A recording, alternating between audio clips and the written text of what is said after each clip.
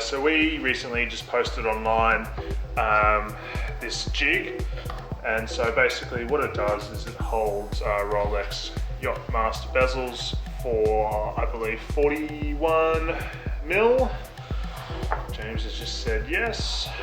Anyway, we made a version 2.0 and that's what was put up. This is version 1.0. It's significantly bigger. I found it to be a little bit too clunky when you're trying to hold it, so we made a smaller version. The smaller version is the same design as the biggest version, but we added a couple extra little holes here as well, so it's a little bit easier to pull apart depending on the position of the tool. Basically, how it works, you unscrew the tool, like so. Try and keep my hand out of the way for everyone.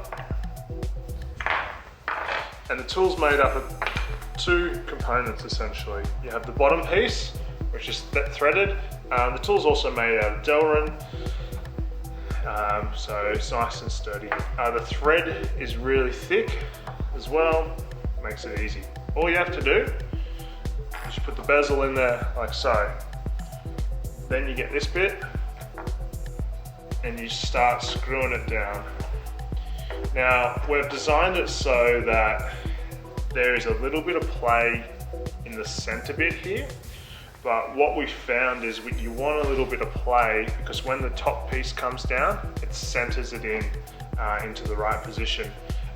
With version 2.0, we've made it so that it's basically flush here, whereas with version 1.0, there was a significant gap.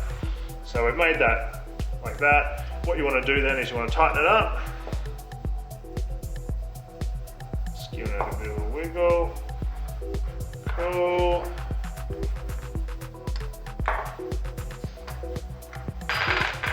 Right, and so I've tightened it up. The purpose of the tool is to protect the outside edge of the Yachtmaster bezels. Basically, the outside edge where the knurling is at a different angle to where the increment and the numbers are. So the process is as such, and there's a couple of different variations on this, and you can do it however you want to do it. Basically, what you want to do is you want to polish that outside edge first. Then previously in the past, people have either taped it up, or if you work at Rolex, you have this tool. Basically then what you want to do is you chuck it in the jig like so, and then you sandblast the whole thing, including the polished increments and numbers. Now, some people have, you can certainly paint them if you want. It's a lot of effort, takes a lot more time, but generally the sandblasting isn't harsh enough. That's going to take a lot of polishing. So once you've done the sandblasting in there, you undo the tool.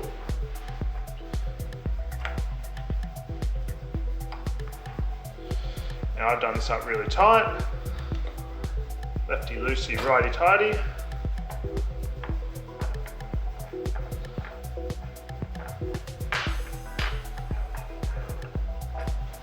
And you take it out. Now, from this point here, you still need to polish all the high gloss section. Now, there's a couple of different ways you can do that.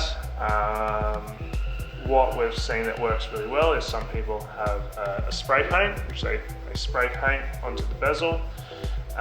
Then what you do is you can either, using your lapping machine, lap it all off. If you don't have a lapping machine, you could certainly use like a hard felt wheel.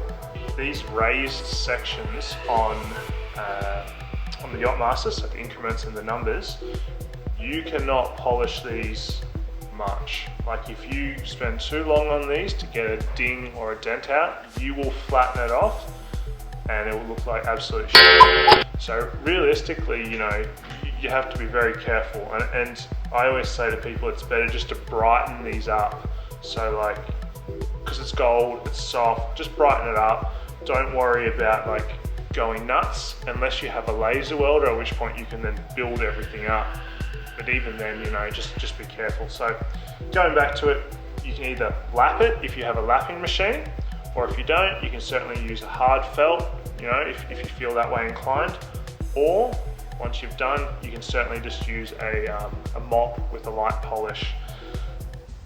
The main thing is you want to protect the sandblasted finish. So like I said before, spray paint, like a special spray paint lacquer protective that people use, you can certainly use that. What I've also seen people do is they tape it up with like painter's tape, and then they kind of peel it off at each increment. Alternatively, what you can do is, if you're pretty skilled, you can use like a micro motor and use like a hard felt and a light polish, and you know, that'll do okay, but it's definitely not as good as other ways. Always remember, just protect the frosted section after. And yeah, that's basically it. The tool's purpose primarily is just to protect the outer edge where that knurling is. And yeah, that's about it really. It's super simple, easy to use. When you use the tool, you can only use it once, in regards, like once at a time. So basically, say I sandblast this, I can't then go and grab another bezel and then put that in straight away. You have to clean the thread every time, because all the sand, as everyone knows, just goes straight in there and has to be removed. Otherwise it's going to chew it out real quickly. So sandblast a bezel, clean this, you know, chuck it in the ultrasonic, that'll get the stuff out. If you've got a steam cleaner, steam clean it, go nuts. And yeah, one of the things that we've done with, well, we did with both versions of these, is we put a taper on the inside here to allow you with a sandblaster to get in on that angle. So you can hit it from the side or hit it from this way, and basically it allows you to get it. All in all, it's a pretty handy little tool. These bits here are just so you can get extra leverage, because once the sand gets in there, you know, it's gonna lock it up a little bit. So this makes it pretty easy and self-explanatory. Good luck. If you have any questions, just let us know.